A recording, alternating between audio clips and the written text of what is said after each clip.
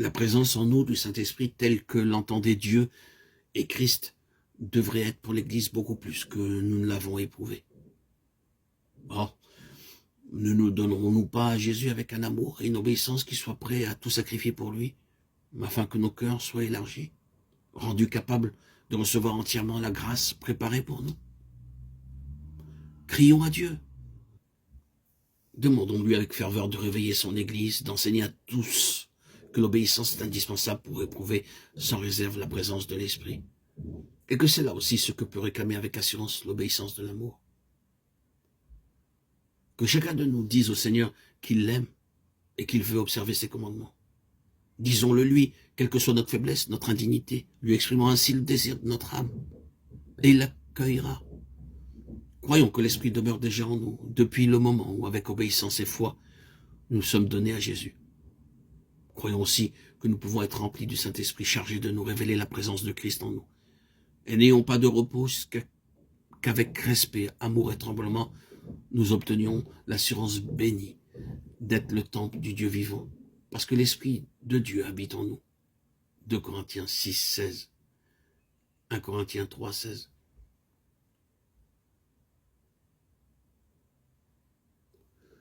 Seigneur Jésus, de tout mon cœur, je reçois ce que tu m'enseignes là, et je te prie de graver profondément dans mon cœur que l'obéissance de l'amour m'assure l'accueil de ton amour et la puissance de l'Esprit. Je te remercie de ce que ta parole nous dit de l'amour et de l'obéissance de tes disciples.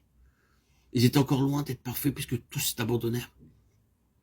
Mais tu les as tous couverts du manteau de ton amour, disant d'eux, l'esprit est prompt, mais la chair est faible. Marc 14, 38. Et tu les as reçus faibles comme ils étaient. Mon Sauveur, de tout mon cœur, je te dis, je t'aime et je voudrais observer chacun de tes commandements. De nouveau, je m'abandonne à toi. Tu vois qu'au fond de mon cœur, tout mon désir est de faire ta volonté, comme on l'a fait au ciel.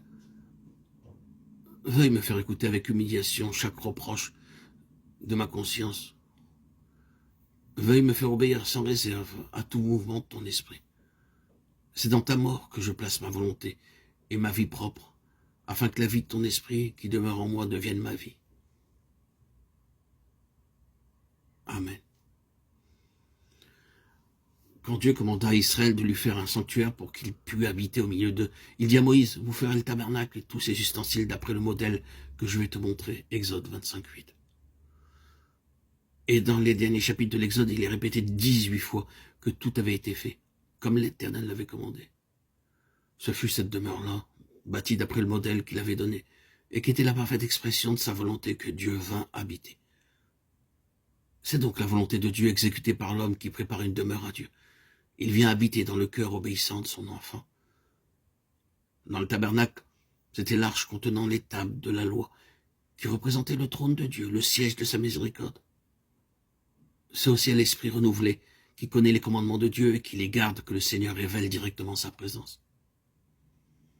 Pour que Dieu pût habiter le tabernacle, il fallut commencer par le construire. Pour cela, il fallut du temps et des sacrifices de la part du peuple.